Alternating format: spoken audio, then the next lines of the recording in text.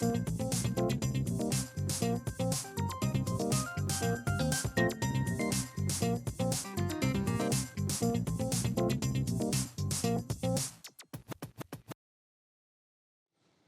최상민의 빅샷 시작하도록 하겠습니다. 오래간만에 외국인의 눈이 첫 코너입니다. 외국인의 눈, 미래에셋 대우 글로벌 마켓본부의 한슬리 선임 매니저 다시 모셨습니다. 네, 안녕하십니까? 예, 안녕하세요. 네, 휴가 다녀오셨다고요? 예, 휴가 일주일 갔다 왔습니다. 네, 지금 이렇게 바쁜 시간에 그 시장에 그렇게 변동성이 많은데 휴가 같은 거 갔다 와도 되는 겁니까? 마음이 편하지 않았습니다. 네, 마음이 편하진 않았다. 예, 알겠습니다.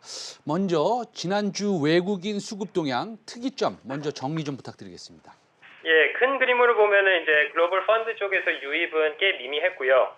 액티브 쪽에서는 소폭 유출이 있었지만 패시브 쪽에서는 소폭 유입이 있었고요.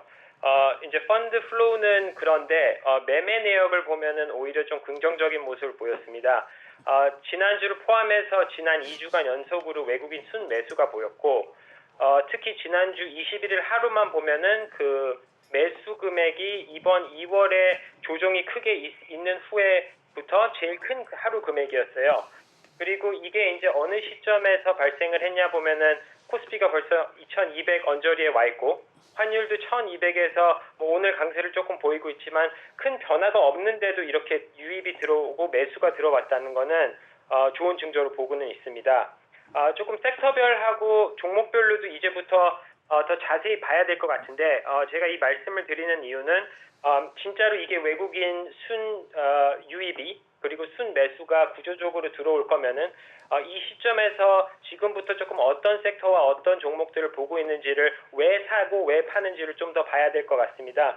그래서 지난주에 섹터별로 보게 되면은 큰 서프라이즈 없이는 전기전자하고 화학 쪽은 계속 순 매수를 했고 오히려 제조하고 철강을 매수를 한 게 조금 특이점이었습니다. 이거는 순환 매매의 그런 이유가 아닐까라고 생각을 하고 있고 또 매도 쪽으로 보게 되면은 서비스 쪽 특히 이제 인터넷이죠.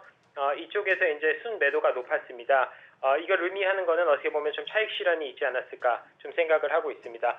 종목별로 아주 빨리 말씀을 드리면은 개인적으로 눈에 띄는 거는 삼성전자 계속 순매수 지속이 됐었고 그리고 아모레도 마찬가지로 순매수했다는 게 좀 눈에 띄고 특이한 점이었습니다.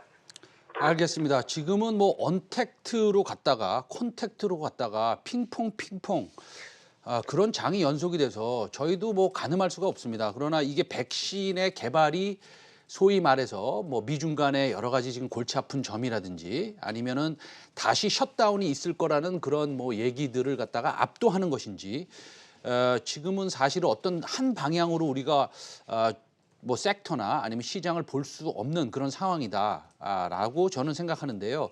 그래도 결국에 가서는 실적이 제일 중요하지 않겠습니까? 그래서 2분기 기업 실적들이 좀 나온 것들이 있어요. 근데 그 외국인 투자자들은 지금 이런 기업 실적들을 보고 어떤 얘기를 좀 하고 있습니까? 예, 지난번에도 저희가 말씀드렸듯이 이제 2분기를 앞두고 2분기가 이제 최대 관심사가 될 것 같다. 지금 요새 봐도 주가 흐름들 보면은 2분기 실적대에서 좀 움직이는 것 같아요. 저희가 말씀드리면은 다는 아니지만 저희가 외국인들이 보는 관심 있는 종목들하고 대형주들로 보게 되면은 지금 좋게 나오고는 있습니다. 저희가 20개 정도를 트래킹을 했을 때 2개의 종목만 하회를 했고 나머지는 인라인 아니면 상회를 했거든요. 또 반면 이야기를 그래도 해도 이렇게 상회를 하고 인라인으로 나와도 몇 개의 종목들은 그 이후에 차익 실현들이 나왔어요. 그래서 오히려 주가가 실적 발표가 잘 나온 후에 오히려 주가가 조금 더 빠지고 현대차 그 자동차 sek터 외에는 좀 그런 큰 움직임이 있었습니다. 이게 한국만 그런 움직임이 보인 건 아니거든요. 미국에서도 마찬가지로 최근에 마이크로소프트도 그랬고 테슬라도 마찬가지로 그랬고 실적이 잘 나와도 근데 그거를 이제 보게 되면은 그 사전부터 투자자들이 미리 봐왔고 이제 프리뷰부터 이제 주가를 좀 담기 시작을 했고 막상 이제 실적이 잘 나오다 보니까 그때부터 좀 차익 실현이 있었고 그리고 앞서 말씀드린 대로 지난주하고 몇 주간 언택트에서 컨택트로 가면서 순환 매매가 좀 있으면서 좀 그런 차익 실현 움직임이 있었습니다. 예, 그 우리 한슬리 매니저께서 지금 외국인들이랑 뭐 하루도 안 빼놓고, 물론 휴가 갔다 오셨으니까 쉬셨죠. 예, 그거 빼놓고 하루도 안 빼놓고 계속 외국인들이랑 얘기를 나누고 계신데, 그분들이랑 이렇게 좀 캐주얼하게 좀 자연스럽게 그냥 속에 있는 얘기를 좀 해보면, 그 백신이 사실은 그 백신 이슈가 나오면 시장이 픽업을 한다는 겁니까? 뭐 그분들은 어떤 생각을 가지고 있어요? 전체적인 백신 이슈에 대해서는? 뭐 저희가 이제 백신 뉴스는 좀 미국이 주도를 한 것 같아요. 뭐 당연히 이제 거기서 이제 빅파마들이 이제 미국에 있고 뭐 외국에 있다 보니까. 그래서 저희가 제 기억으로도 이제 최근에 두 개의 백신 뉴스가 있었는데, 첫 번째 백신 뉴스가 나왔을 때는 시장이 되게 긍정적으로 평가를 하면서 시장이 반등을 했고, 근데 이제 두 번째 다른 회사, 그때가 파이저였던 걸로 기억하는데, 이때 뉴스가 나왔을 때는 시장에서는 그렇게 크게 반응을 못했어요. 그래서 이게 백신 뉴스 마찬가지로 어쩔 땐 좋게 나오다가 또 어쩔 때는 프로그레스가 조금 안 나온다라는 뉴스도 있고, 그래서 확신하기는 조금 이른 시간인 것 같고요. 그래서 여기서 진짜 결정적으로 뭐가 나오지 않는 한 뭐 백신 뉴스가 뭐 나온다고 해서 시장이 크게 여기서 더 뭐 상승을 할 수 있을 것 같지는 개인적으로 아니라고 생각을 하는데, 또 그 이야기를 하면서도 최근에 SK 케미칼, 그 자회사 SK 바이오사이언스가 이제 백신 관련해서 그 CMO 수주를 따면서 백신이 이제 외국에 이제 뭐 수혜주가 있을 뿐만 아니라 한국에도 어떻게 보면은 그런 플레이들이 있다. 뭐 그런 뉴스로 특히 이제 SK 그룹에서 다른 좀 SK 계열이긴 하지만 SK 바이오팜도 있고 SK 케미칼 밑에 이제 SK 바이오사이언스도 있고, 그래서 좀 외국인들의 관심을 끌기 시작했고, SK가 어떻게 이렇게 바이오 쪽으로 성과를 연달아 내나 좀 그런 뭐 의문하고 궁금점 그런 것들도 있었습니다. 알겠습니다. 그 요즘에 외국인들이 사는 거 보면 사실은 어, 대형주 위주로 사실은 많이 들어오고, 지금 뭐 우리가 공매도가 금지기 때문에 사실은 헤지 펀드가 들어와서 롱숏을 할 수 없는 상황에서 사실은 작은 회사들, 스몰 캡들을 좀 덜 매수하는 것 같긴 한데, 요즘 그 헤지 펀드의 그 매수 매도의 현황은 어떻습니까? 네, 맞습니다. 그때 이제 공매도가 금지가 되면서 네. 금지가 이제 9월 달이고 뭐 이게 연장이 되냐 안 되냐라고 좀 이야기가 나오고 있어서 헤지 펀드들도 이제 롱쇼트 전략을 구사를 하는데, 여기서 그래서 조금 더 롱을 집중을 할 수밖에 없는 것 같아요. 당연히 쇼트가 한국에서는 안 되고 있으니까. 그래서 예전에 가지고 있었던 뭐 쇼트 포지션, 공매도 포지션들은 좀 유지하는 반면 롱에서 조금 더 수익을 내려고 좀 노력을 하고 있고, 최근에 듣기로도 이제 헤지펀드들이 이제 한국에서 쇼트로 돈을 할 기회가 없으니까 롱으로 뭐 특히 뭐 IPO 같은 것도 마찬가지로 큰 관심사가 되고도 있고, 왜냐면은 어떻게든 수익을 내야 되니까 좀 그런 움직임을 좀 최근에 보이고는 있습니다. 사실 그러니까 좀 정리를 하자면, 원래 롱숏을 보통은 50대 50으로 하는 게 맞죠, 그렇죠? 그렇죠. 그게 맞지만 사실은 지금은 롱장이기 때문에 헤지 펀드들도 사실은 롱 포지션을 조금 더 가지고 간다. 그렇게 지금 말씀을 하시고 계시는 겁니다. 오늘도 사실은 외국인이 좀 매수세를 확대하고 있는 것 같고, 생각보다 미중 간에 이슈가 있고, 좀 영사관을 닫은 것은 사실은 굉장히 큰 일이라고 저는 개인적으로 생각하는데, 뭐 그거와 상관없이 뭐 매수세가 지금 뭐 지속되고 있습니다. 이게 어떤 의미인 건지. 그렇다면 외국인이 사실은 한국이 사실 OECD 선행 지표나 여러 가지 GDP의 성장률이 다른 나라와 비교해서 제일 지금 감소폭이 작은 뭐 이런 이슈 때문에, 그러면 펀드멘털이 좋아져서 우리나라에 조금 더 지속적으로 매수가 가능한지, 뭐 이런 의견이 좀 있으세요, 우리 한슬림 매니저님은?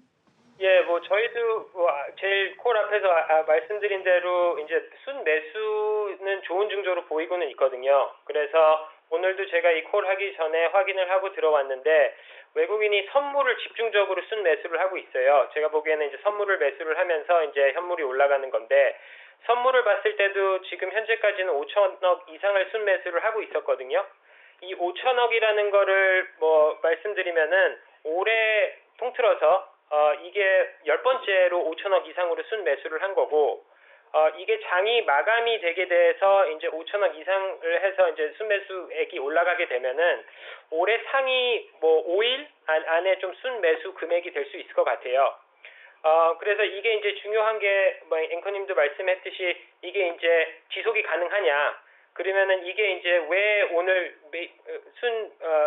매수를 이렇게 했냐라고 좀 봐야 되는데, 저희가 봤을 때는 이게 뭐 경제, 뭐 이런 코로나 바이러스 이슈도 당연히 뭐 있을 수도 있겠지만, 어저께 인텔이 이제 뉴스가 나온 게 이쪽에서 7나노미터 쪽에서 칩 생산이 이제 딜레이가 될 수가 있다.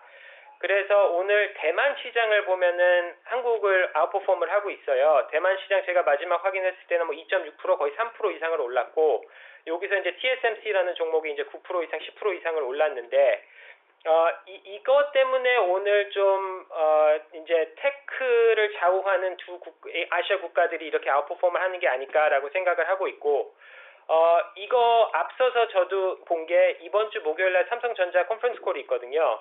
그래서 이거를 중요한 이벤트로 본 게, 지금 현재 외국인이 순매수가 조금씩 보이고 있는 상황에서 이게 지속이 되려고 하면은 시장에 이제 30% 웨이팅이 되는 삼성전자가 이거를 주도를 해야 된다라고 생각을 했고, SK 하이닉스 콜에서 저희가 들었듯이 뭐 재고는 좋아지고 있고, 여기서 이제 디램 관련해서 시장 뭐는 하반기에 버텀을 찍고 개선이 될 수 있다라는 이야기를 했거든요. 이게 이번 주 목요일 날 삼성전자 콜에서 비슷한 좀 말이 나와도 저희는 이게 이제 외국인들 투자자에서 좀 좋게 반응을 하면서 삼성전자도 좋게 보고, 또 그거를 토대로 이제 코스피 시장, 그리고 뭐 최근에 환율도 조금 좋아지는 모습을 보이고는 있는데, 그것도 마찬가지로 좀 좋아질 수 있지 않을까라고 생각을 하고 있습니다. 네, 알겠습니다. 정리를 좀 해보면, 우리 시청자님들을 위해서 정리를 좀 해보면, 사실은 인텔이 7나노미터 반도체, 시스템 반도체를 못 만들겠답니다. 예, 실력이 없어서 못 만들겠다고. 그거를 누구한테 맡기느냐? TSMC에 맡길 것이고, 그다음에 삼성전자에 맡길 것인데, 둘 다 못하거든요. 지금 하던 일이 있어가지고. 그런 그 밑에 스필오버 에펙트, 그러니까 낙수 효과가 있을 것이고, 그다음에 후공정 아니면 관련 종목들이 실적이 좀 반영이 될 수 있을 것이다 라고 이제 정리를 하시는 겁니다. 오늘 미래에셋대우 한슬희 선임 매니저 정리 잘 해주셔서 너무 감사합니다. 또 다다음 주에 뵙겠습니다. 감사합니다. 네, 감사합니다.